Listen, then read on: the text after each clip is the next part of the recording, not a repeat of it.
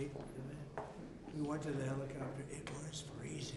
The sun is a little deceptive. Yes, it is. So what would you like us to do? Sign your orders here. Official documents. Okay, I assume they're going to be happy with these documents? Yeah, they're just, Try. might not be here. It's the next step. It's a tradition. Sir, the first is 22 cabinet and cabinet level appointments for your signature. Okay.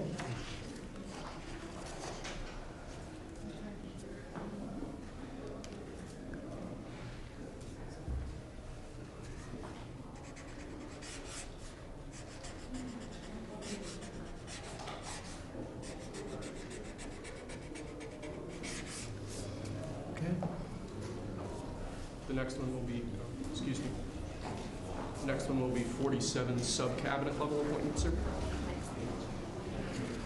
But you don't have to sign 47 times.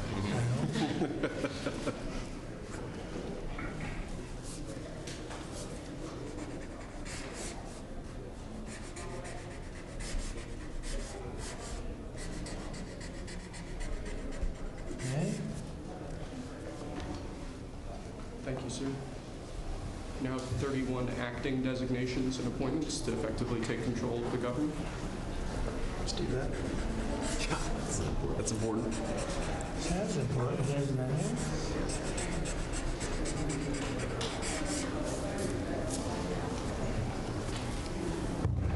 And we have 15 commission chairman and acting chairman appointments. Send him. Commission chairman and acting chairman.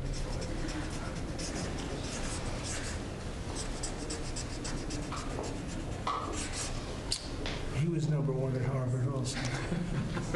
You know that? Good counsel. They have something in common. Thank you, sir. Lastly, we have a proclamation ordering that on all future inauguration days, including this inauguration day, that flags shall be flown at full mast. Very important.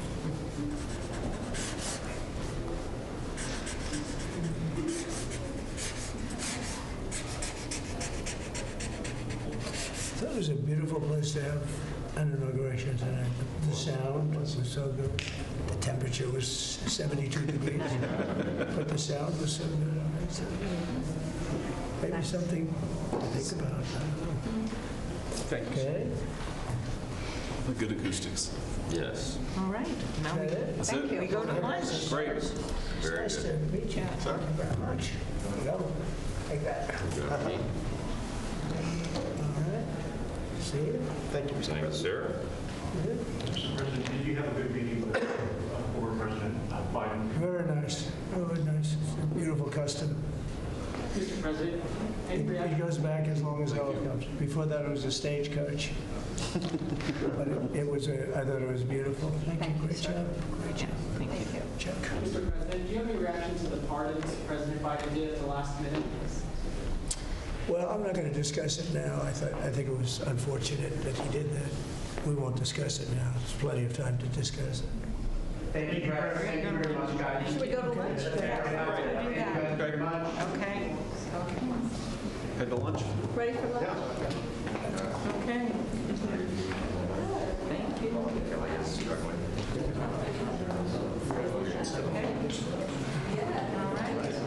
Okay. That was 3 times the number of appointments you did in 2017, sir. On day 1, plenty of time. Just getting started. So where are we going to stop there? It's good counsel. Try to look at your documents. So that's when they keep reading.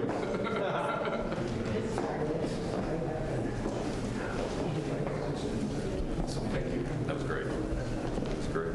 Right? That was great. Standing ovation. I liked it.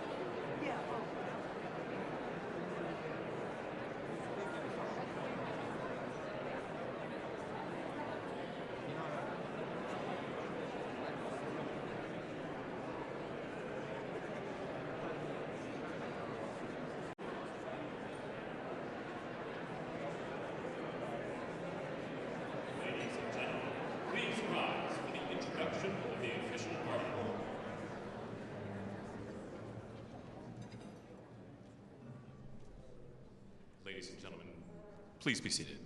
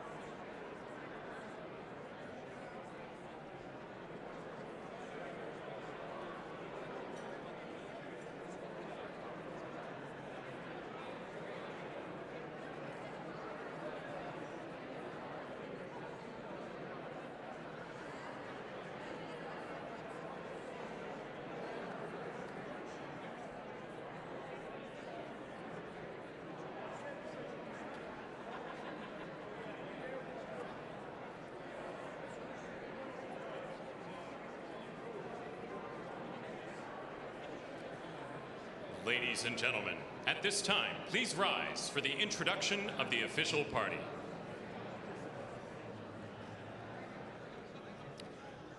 Please welcome members of the Joint Congressional Committee on Inaugural Ceremonies, the Speaker of the House, the Honorable Mike Johnson, accompanied by Mrs. Johnson, Senate Democratic Leader, the Honorable Charles Schumer, accompanied by Mrs. Weinschall Schumer, House Majority Leader, the Honorable Steve Scalise, accompanied by Mrs. Scalise, and House Democratic Leader, the Honorable Hakeem Jeffries.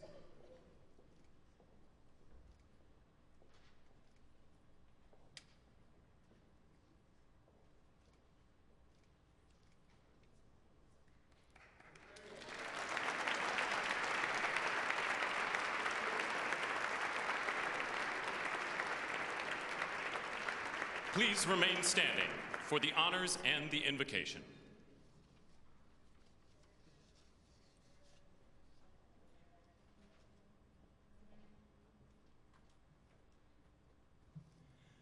Ladies and gentlemen, escorting the Vice President of the United States, ranking member of the Joint Congressional Committee on Inaugural Ceremonies, the Honorable Deb Fischer and Mr. Fischer.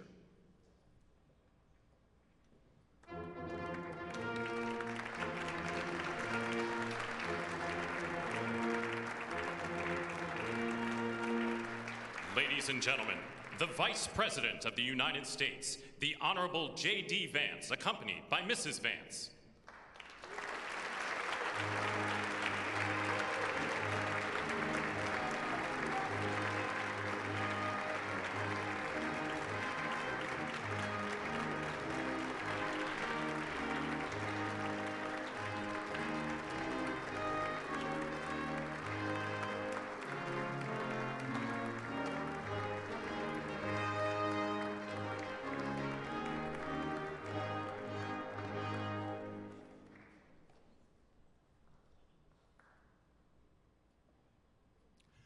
Ladies and gentlemen, escorting the President of the United States, the Chairwoman of the Joint Congressional Committee on Inaugural Ceremonies, the Honorable Amy Klobuchar and Mr. Bessler.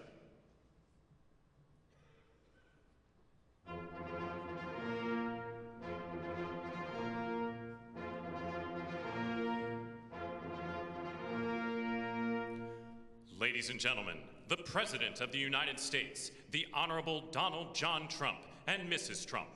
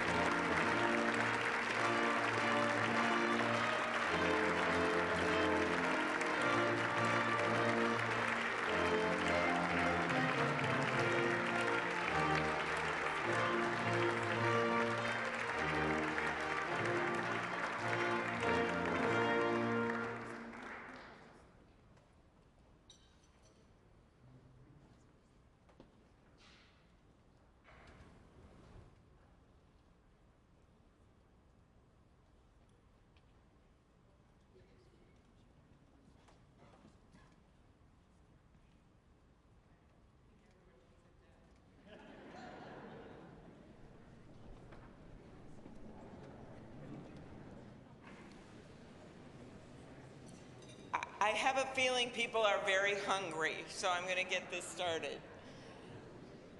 Mr. President and Madam First Lady, Mr. Vice President and Madam Second Lady, my colleague Senator Fisher, distinguished guests including the Speaker, Leader Jeffries, and Senate Leaders Thune and Schumer, on behalf of the United States Congress, welcome to the 60th inaugural lunch. Big surprise, we are featuring Nebraska beef and Minnesota apples for dessert. We are here in Statuary Hall, where these luncheons have taken place since President Reagan's first inauguration in 1981, and where the House of Representatives once met over 150 years ago. That would be before you were born, Mr. Speaker.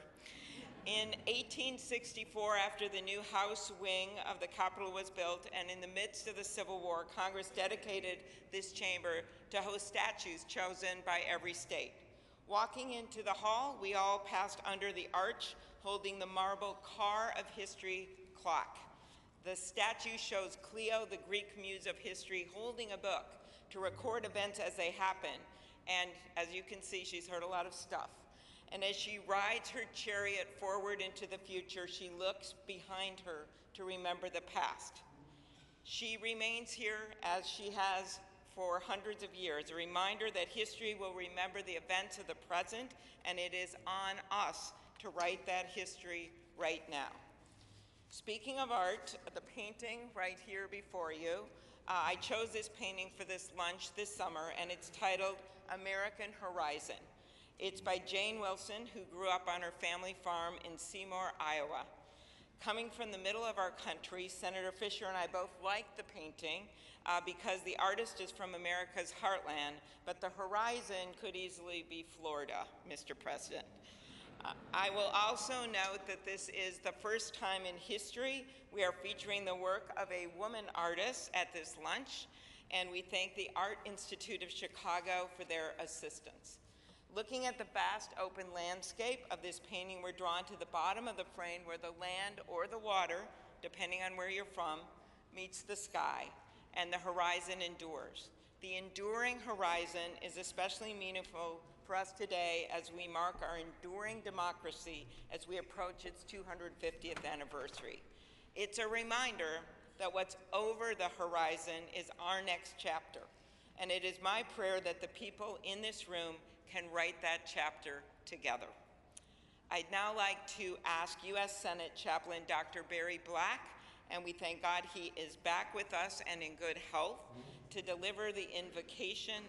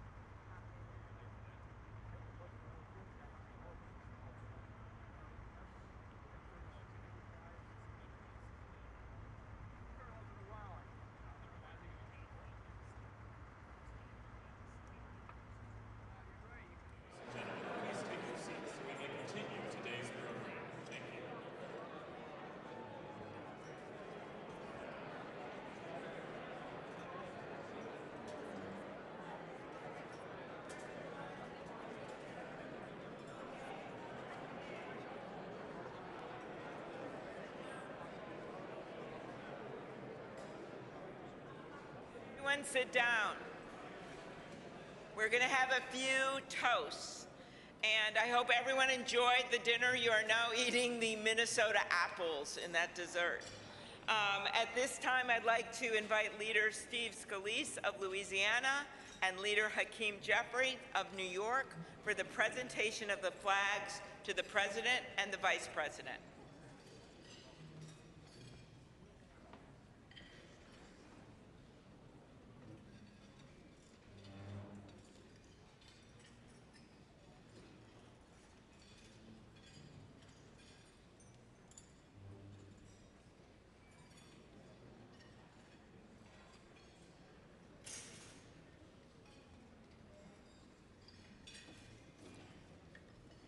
Mr. President, Madam First Lady, Mr. Vice President, Madam Second Lady, what a wonderful occasion. We all come here to celebrate what is a great tradition in the United States, and that is the peaceful transfer of power. And when President Trump spoke over in the beautiful rotunda, wonderful that it was indoors, Mr. President, because I don't think the crowd would have wanted to be in the 20s or below. But one of the things President Trump said that I thought was the most touching, he said, in America, the impossible is what we do best. And I think that epitomizes the spirit when you think about this room, this statuary hall, and you look at some of the statues. Thomas Edison, he did the impossible. Elon Musk, I'm not sure if Elon's still here. Elon does some of those things himself. But you look at somebody like Rosa Parks, and she did something that many would have said couldn't be done with just a simple gesture of saying, I'm not going to sit in the back of the bus. And so the impossible is what we do in America. And President Trump said something else. He said, our golden age has just begun. America's ready for another golden age. Mr. President, we present to you these flags that were flown over the United States Capitol at full mast in honor of being sworn in as President of the United States.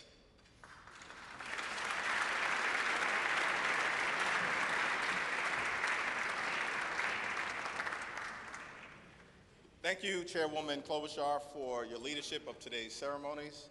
President Trump, Madam First Lady, congratulations. I have the honor of presenting the Vice President with our nation's highest symbol, the American flag. As a United States Marine, the Vice President put on the uniform to protect and serve America, like so many men and women before him in our nation's history. Old Glory was adopted in wartime by the Second Continental Congress in 1777. A full 12 years before the office of the Vice Presidency was even created, or the House of Representatives convened for the first time. The resolution said that the flag would be 13 stars, white in a blue field, representing a new constellation, out of many, one. Some 250 years later, from Appalachia to Anacostia, Middletown to Mar-a-Lago, the Bayou to Brooklyn, we remain one nation under God. To Vice President Vance, Usha, and family, may God bless and watch over you as you begin this journey. On behalf of the Congress, we present one of the flags that flew above the Capitol today to the 50th Vice President of the United States of America, James David Vance, and wish you Godspeed.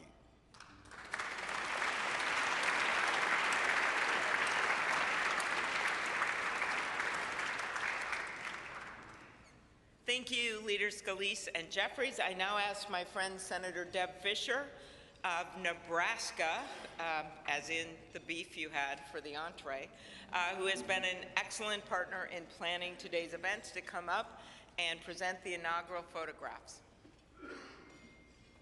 Well, my thanks to Chair Klobuchar for putting together and putting together again in the last 2 days the 60th inaugural ceremony here at the United States Capitol. Amy did a wonderful job along with all of the committee, all of our staffs, in order for this to come together and be a very memorable experience. It is a tradition that the committee give our new President and First Lady, our Vice President, and Mrs. Vance the official photographs taken at the swearing-in ceremony. And so it is such an honor.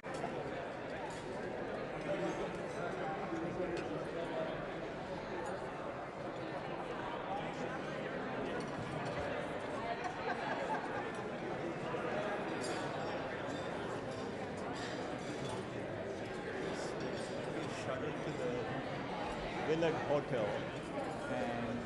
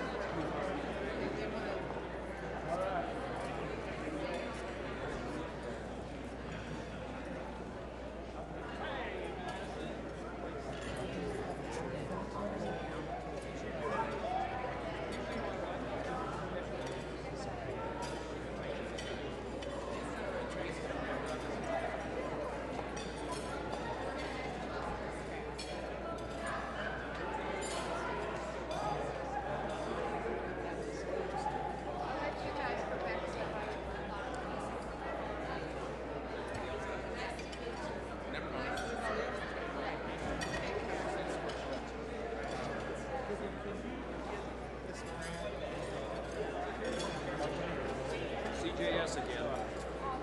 You too? I'm Jerry Moran.